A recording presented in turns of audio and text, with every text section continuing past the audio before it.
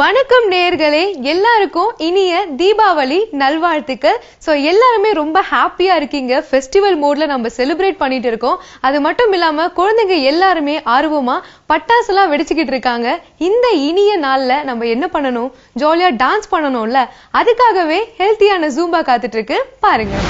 வணக்கம் புதியுகம் நேர்களே, மீண்டும் பெண்கள் ஜாய்ஸ் ப்ரோக்ராமில் உங்களை பார்க்குறதுல ரொம்ப சந்தோஷம். ஸோ இப்போ நம்ம திருப்பி ஜும்பா பண்ண போகிறோம் உங்களுக்கு. ஸோ இன்றைக்கி பண்ண போகிற சாங் என்ன ஸ்டைலுன்னு பார்த்தீங்கன்னா மும்பத்தானுன்னு சொல்லிட்டு. அண்ட் ஸோ ஜும்பா பார்த்தீங்கன்னா எல்லா ஏஜ் குரூப்ஸுக்குமே வந்துட்டு ரொம்ப யூஸ்ஃபுல்லாக இருக்கும். யார் வேணாலும் வந்து ஜும்பா பண்ணலாம்.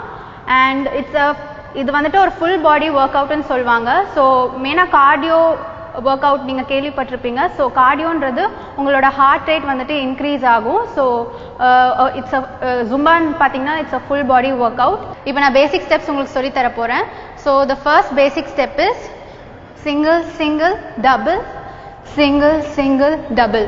ஓகே, ஸோ இப்போ எங்கள் கிளைண்ட்ஸோட நான் சேர்ந்து பண்ண போகிறேன். So it's single single double single single double. ஆமாம், இது அவ்வளோ சிம்பிளாக இருக்குது. ஸோ இது 4 times வரும். Next வந்துட்டு so it's front shake and then it's single single single single and then again back 1 2 3 4 5 6 7 8. so next வந்து நம்ம rotate பண்ண போறோம். so the rotate is 1 2 3 4 clap 5 6 7 8. so இதே rotation திருப்பி opposite sideல 1 2 3 4 5 6 7 8. okay, so the next step வந்துட்டு it's a leg workout. so இதுல உங்க glutes நல்லா work out ஆகும். so half squats, இப்படி உட்காந்துட்டு your hands in the front, உங்க கை ஃப்ரண்ட்ல இருக்கணும். so it's 1 2 3 4 5 6 7 8. other hand 1 2 3 4 5 6 7 8 and then 1 2 3 4 and then rotate. okay, and the next step வந்துட்டு இது. okay, so இது பேரு பெத்தோ ஷஃபிள். ஸோ நீங்கள் ஜும்பா லோகோஸ்லாம் பார்த்துருப்பீங்க.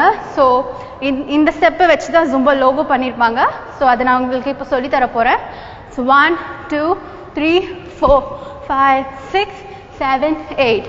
ஸோ இந்த பெத்தோ ஷஃபிளுக்கு அப்புறம் it's 1 2 3 4 5 6 7 8. okay, turn on the music now.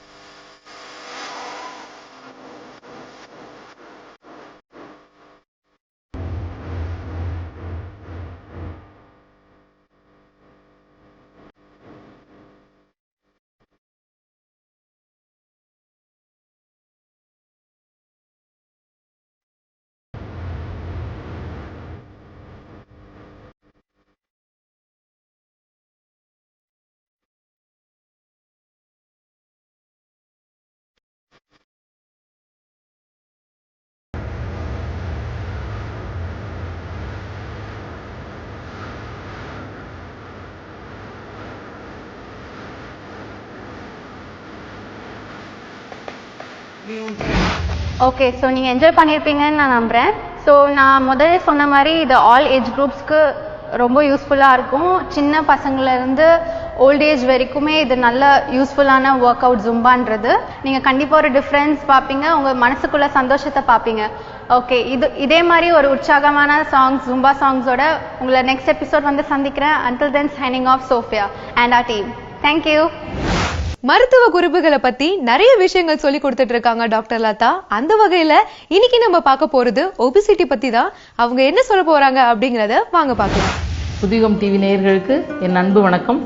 பெண்கள் சாய்ஸ் நிகழ்ச்சியில பெண்கள் உடல்நலம் பத்தின நிறைய விஷயங்களை பத்தி நம்ம பேசிட்டு இருக்கோம். அந்த வகையில இந்த எபிசோட்ல நம்ம ஒபிசிட்டி பத்தி பார்க்கலாம். உடல் பருமன் ஒபிசிட்டி அப்படிங்கிறது அதுதான். ஏன் இதை வந்து நம்ம பெண்கள் சாய்ஸில் பெண்களுக்கு மட்டும்தான் வருதா அப்படிங்கிற மாதிரி பார்க்கணும் அப்படின்னா, பெண்களுக்கு தான் உடல் பருமன் அதிகமாகக்கூடிய சான்சஸ் வந்து கொஞ்சம் அதிகமாகுது.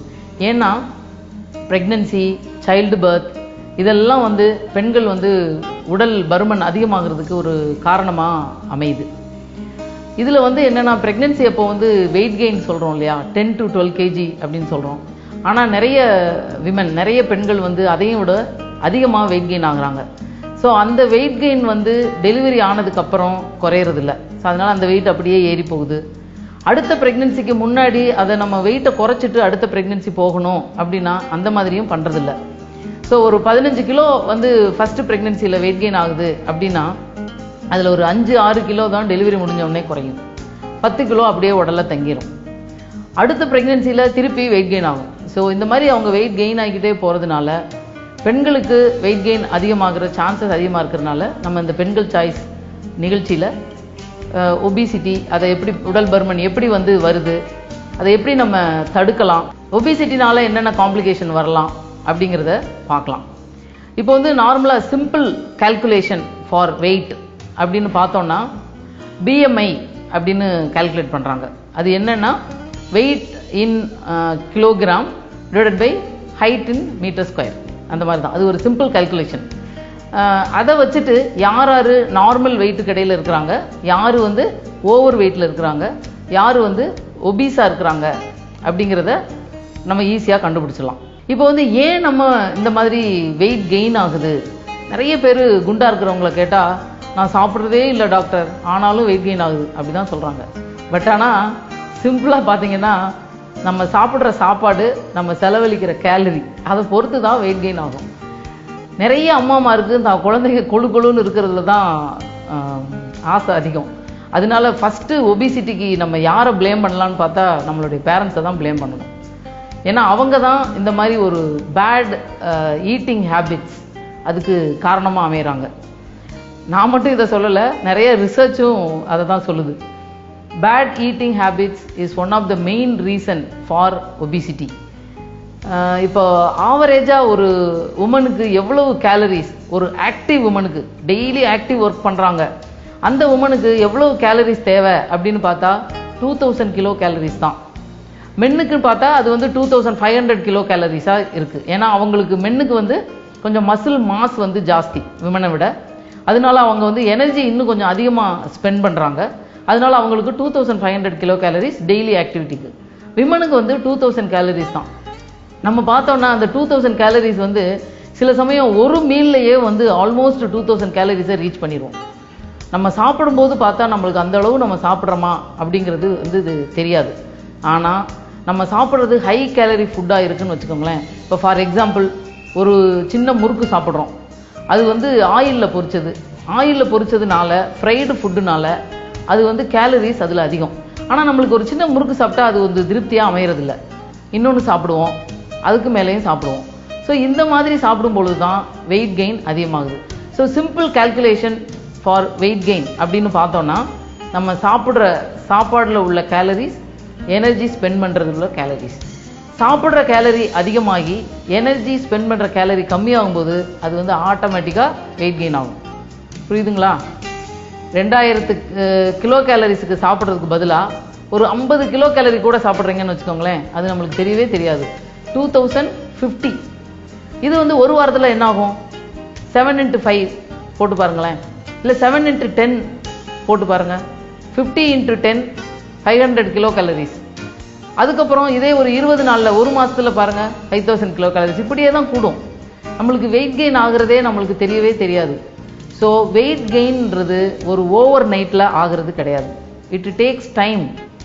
It happens in months, it happens in days, it happens in years. அந்த மாதிரி தான் ஆகுது. நம்மளுக்கு அது தெரியறதே இல்லை. ஆனால் வெயிட்டை குறைக்கணும் அப்படிங்கிறது போது மட்டும் நான் நிறைய எனர்ஜி ஸ்பெண்ட் பண்ணுறேன், ஆனாலும் வெயிட்டு குறைய மாட்டேங்குது அப்படின்னு சொல்கிறோம். அப்படி இல்லை. இந்த மாதிரி ஓவர் த பீரியட் நம்ம வெயிட் கெயின் ஆகும் பொழுது வெயிட்டை குறைக்கிறதுக்கும் நம்ம நிறைய எனர்ஜி ஸ்பெண்ட் பண்ணாதான் நம்ம வெயிட்டை குறைக்க முடியும். இப்போ நிறைய விமன் வந்து என்ன பண்ணுறாங்கன்னா, இண்டஸ்ட்ரி வேலை பண்ணுறவங்க எல்லாம் வந்து நின்றுக்கிட்டு வேலை பண்ணுவாங்க. ஐடி இண்டஸ்ட்ரியில் வேலை பண்ணுறவங்கலாம் உட்காந்துட்டு வேலை பண்ணுறாங்க.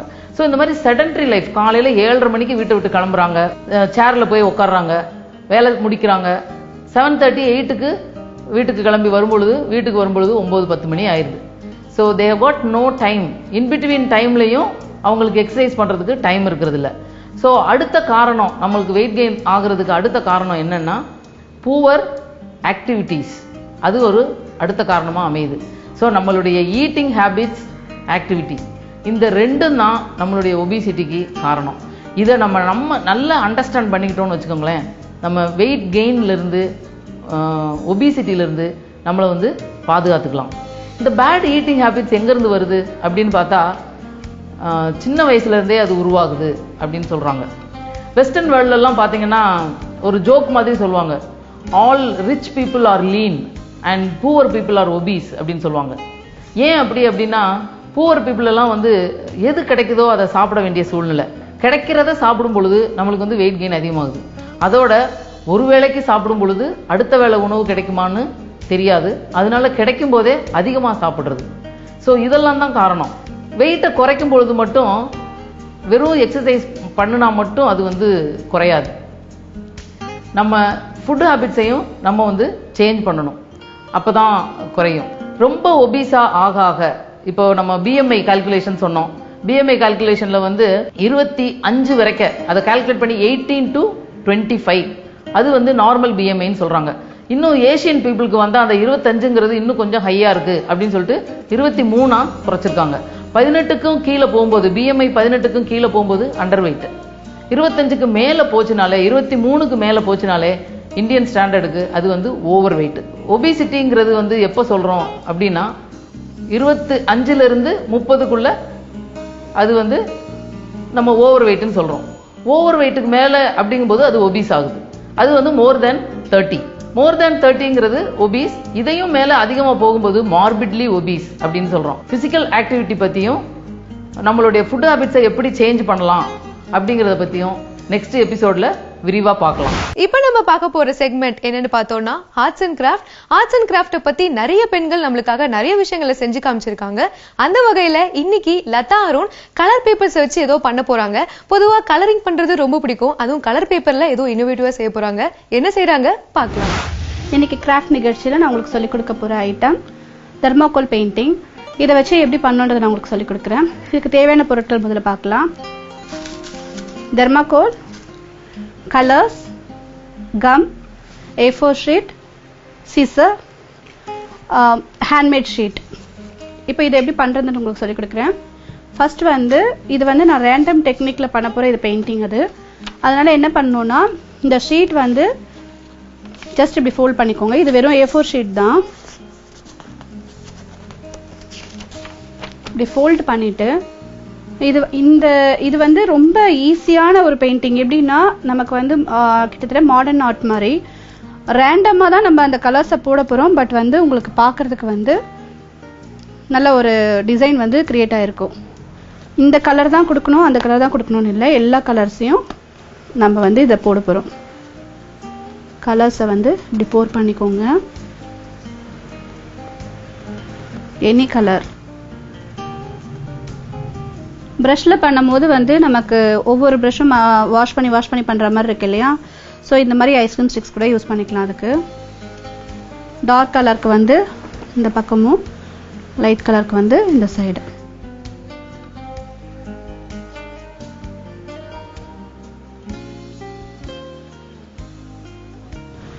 சென்டராக போட்டிருக்கேன். Dark pink. இது ஒன்னோட மேட்ச் ஆகக்கூடாதுன்னா இல்லை, எப்படி வேணால் பண்ணிக்கலாம். இப்போ பாருங்கள், இதில் கோல்டு கலர் அந்த அட்ராக்ஷனுக்காக கோல்ட் அண்ட் சில்வர் இருக்கு. சில்வர்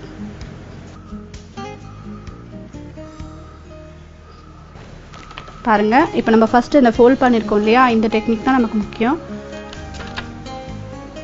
இந்த ஃபோல்டிங் வந்து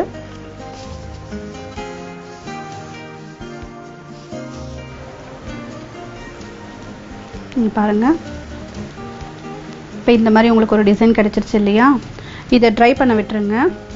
ஸோ ட்ரை ஆகிறதுக்குள்ளே நான் வந்து உங்களுக்கு இது போட்டு காமிக்கிறேன். இதுக்கு அவுட்லைன் வந்து மார்க்கர் வச்சு பிளாக் கலரில் அவுட்லைன் பண்ணிக்கோங்க.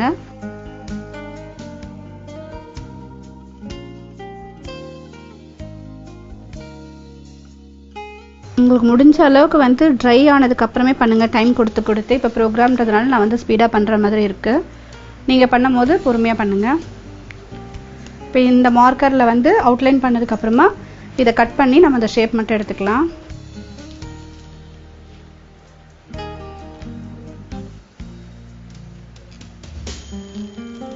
இப்போ பாருங்கள், இது வந்து ஆல்மோஸ்ட் வந்து கட் பண்ணி எடுத்தாச்சு.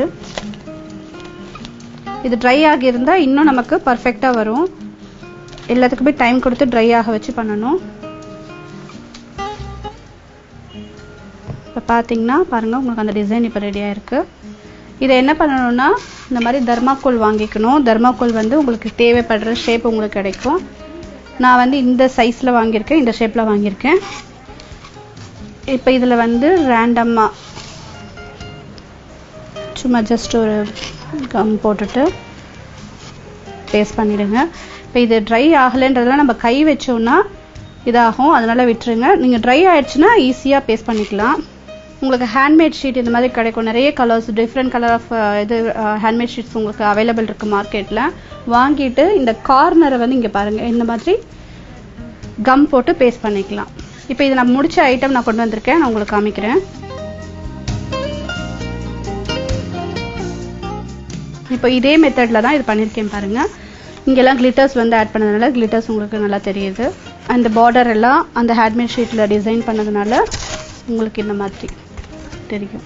என்ன நேயர்களே, இன்னைக்கு நிகழ்ச்சியில் பெயிண்டிங் தர்மாக்கோல் வச்சு எப்படி பண்ணணும்னு சொல்லி கொடுத்தேன். இந்த நிகழ்ச்சி உங்களுக்கு ரொம்ப பிடிச்சிருக்கும்னு நினைக்கிறேன். அடுத்த நிகழ்ச்சியில் வேற ஒரு டிஃப்ரெண்ட்டான கிராஃப்ட் ஐட்டத்தோட உங்களை சந்திக்கிறேன். நன்றி, வணக்கம். இன்னைக்கு நம்ம நிகழ்ச்சியில பார்த்த எல்லா செக்மெண்ட்டுமே ரொம்பவே கலர்ஃபுல்லா இருந்திருக்கும் அப்படின்னு நம்புறேன்.